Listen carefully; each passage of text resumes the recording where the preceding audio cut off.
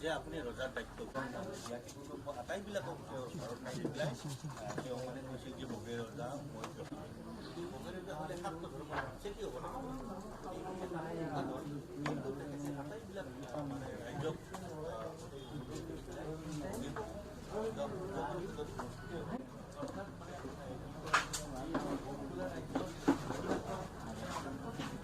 তেওঁ প্ৰতিশোধ যে আমাৰ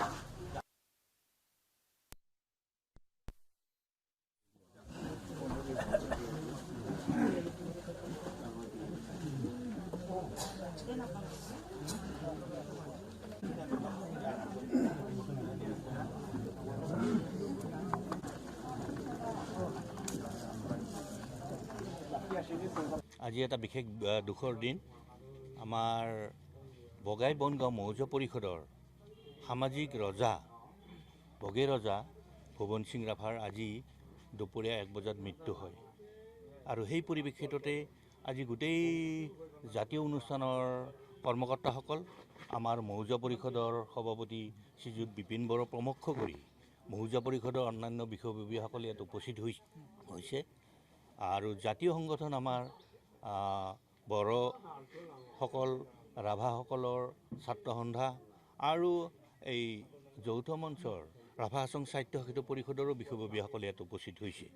তেওঁ প্ৰকৃততেই পঢ়া শুনা শেষ কৰি পেলাই তেওঁ সামৰিক বিভাগত চাকৰি কৰিছিলে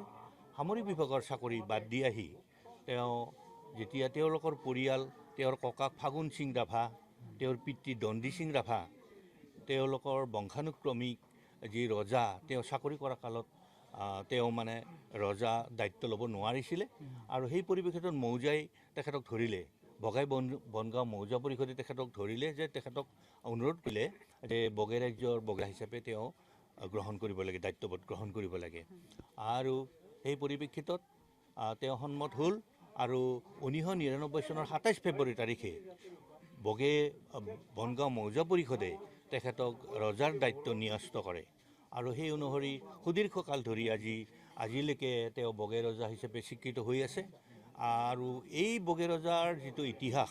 এইটো অতি গুৰুত্বপূৰ্ণ এই ইতিমধ্যে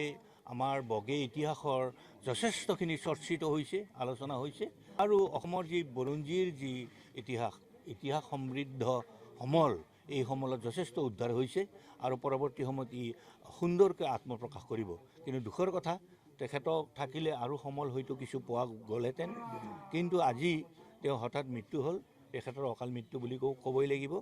আজিৰ মৃত্যুৰ পৰিপ্ৰেক্ষিতত আমি সমগ্ৰ ৰাইজে দুখ প্ৰকাশ কৰিছোঁ আৰু আমি এটা অভাৱ অনুভৱ কৰিছোঁ যে ইতিহাসৰ সমল এটা হেৰাই গ'ল আমাৰ মাজৰ পৰা